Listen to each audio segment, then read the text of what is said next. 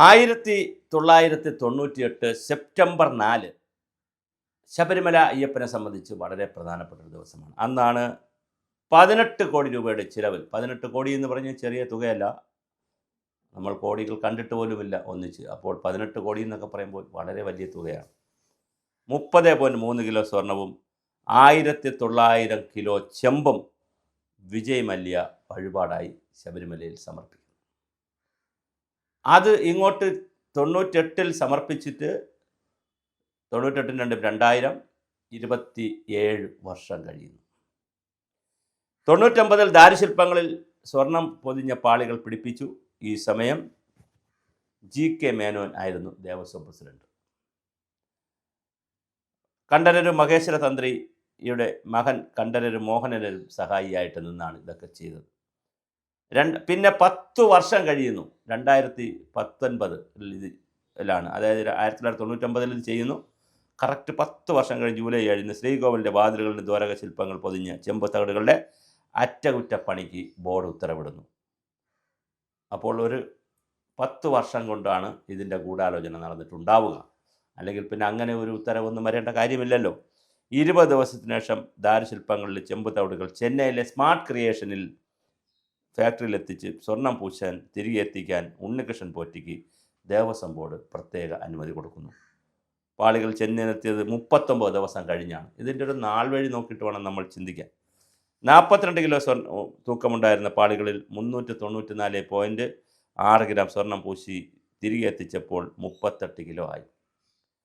തൂക്കം കുറഞ്ഞത് എങ്ങനെയെന്നും പാളികൾ ഫാക്ടറിയിലെത്താൻ വൈകിയത് അന്വേഷിച്ചപ്പോഴാണ് പത്മകുമാറായിരുന്നു അതിൻ്റെ പ്രസിഡന്റ്. പിന്നെ ഇങ്ങനെ 2020, 21, 23, 24, 25 സെപ്റ്റംബർ 7 വീണ്ടും നടയിലെ സ്വർണം ദാരുശില്പത്തിലെ സ്വർണം പൂശിയ പാളികൾ അഴിച്ചെടുത്ത് വീണ്ടും ചെന്നൈയിലേക്ക് കൊണ്ടുപോയി. 2025 ഈ സെപ്റ്റംബർ 8 പ്രവർത്തകർക്കെതിരെ സ്പെഷ്യൽ കമ്മീഷണർ ഹൈക്കോടതിയിൽ റിപ്പോർട്ട് നൽകി. സെപ്റ്റംബർ 9 ചെന്നൈയിൽ കൊണ്ടുപോയ പാളികൾ തിരികെ എത്തിക്കാൻ കോടതി നിർദ്ദേശിച്ചു. സ്വർണ്ണപീഠങ്ങൾ സ്ട്രോങ് റൂമിലുള്ള കാര്യം ഉണ്ണികൃഷ്ണൻ പോറ്റി എങ്ങനെ അറിയാമെന്നും ചോദിച്ചു. ഇത് കഴിഞ്ഞ് സെപ്റ്റംബർ 10, സെപ്റ്റംബർ 13, 14, 29, സെപ്റ്റംബർ 30, ഒക്ടോബർ 2 ഇന്നലെ കഴിഞ്ഞ ദിവസം ഒക്ടോബർ 3 കുറ്റക്കാരെ സംരക്ഷിക്കുന്ന ദേവസ്വം ബോർഡ് പ്രസിഡന്റ് പറഞ്ഞു. അപ്പോൾ 1998 സെപ്റ്റംബർ 4 മുതൽ 2025 ഒക്ടോബർ 3 വരെ എത്തി നിൽക്കുമ്പോൾ, ഇന്നിപ്പോൾ 4 എത്തി നിൽക്കുമ്പോൾ ആരാണ് ഈ ഉണ്ണികൃഷ്ണൻ പോറ്റി? വളരെ പ്രധാനപ്പെട്ട ഒരു കാര്യം, ശബരിമലയിലെ നാൾ വഴി പറയുന്നതിനോ മറ്റു കാര്യങ്ങൾക്കല്ല നമ്മൾ പ്രാധാന്യം കൊടുത്ത് അത് അറിയണം ജനങ്ങൾ. പക്ഷെ ഉണ്ണികൃഷ്ണൻ പോറ്റിയുടെ അദ്ദേഹം ഒരു ആഗോള ഫ്രോഡാണോ? അദ്ദേഹം ഇവിടെ നിന്ന് കൊണ്ടുപോയ സ്വർണവും അല്ലെങ്കിൽ ഈ ദ്വാരപാലക വിഗ്രഹവും പീഠമൊക്കെ അല്ലെങ്കിൽ പാളികളുമൊക്കെ ജയറാമിൻ്റെ വീട്ടിൽ കൊണ്ടുവച്ച് പൂജയ്ക്ക് വയ്ക്കുന്നു. ഫാക്ടറിയിൽ പൂജയ്ക്ക് ജയറാമിനെ വിളിക്കുന്നു. ഒരു മുതലാളിയെ 35 ലക്ഷം രൂപ അദ്ദേഹത്തിൽ നിന്ന് വാങ്ങിച്ചിട്ട് അദ്ദേഹത്തിനെ കുറിച്ച് അദ്ദേഹത്തിൻ്റെ വീട്ടിലെത്തിക്കുന്നു. ആംബുലൻസ് മുഖ്യമന്ത്രിക്ക് കൊടുക്കാനെന്ന് പറഞ്ഞ് ആംബുലൻസ്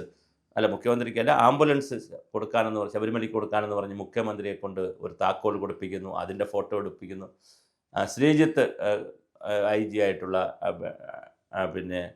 ശ്രീജിത്തിനെ IPS ശബരിമലയുടെ ചുമതലയൊക്കെ ശ്രീജിത്ത് IPS അദ്ദേഹം ഭക്തനാണ്, വലിയ ഭക്തനാണ്, ഗായകനൊക്കെയാണ്. അദ്ദേഹത്തിൻ്റെ ആ ഭക്തിയൊക്കെ ചൂഷണം ചെയ്ത് അദ്ദേഹത്തെ പോയി കാണുന്നു, അദ്ദേഹത്തിന് ഷാൾ അണിയിക്കുന്നു, അതിൻ്റെ ഫോട്ടോസ് എടുക്കുന്നു.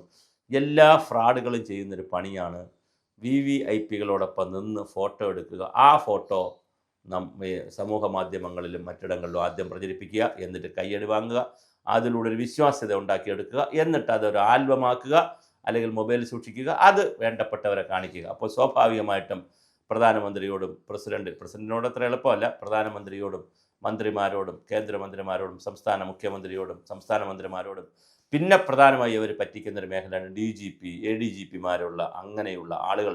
ഇപ്പോൾ ADGPമാരെയും DGPമാരും ഒക്കെ കൂടെ നിന്ന് ചീഫ് സെക്രട്ടറി അങ്ങനെയുള്ളവരുടെയൊക്കെ കൂടെ നിന്ന് ഫോട്ടോ എടുത്ത് വലിയ തോതിലാണ് പറ്റിക്കുന്നത്. ഈ തട്ടിപ്പ് നടത്താൻ എങ്ങനെ ഒരു സാധാരണ മനുഷ്യനായ ഉണ്ണികൃഷ്ണൻ പോറ്റിക്ക് കഴിഞ്ഞു? ആരാണ് ഇതിൻ്റെ പിന്നിലുള്ളത്? അപ്പോൾ അത് വളരെ ഗൗരവതരമായൊരു ചോദ്യമാണ്. ഒരാഗോള ഫ്രോഡിന് പിന്നിൽ ആരൊക്കെ?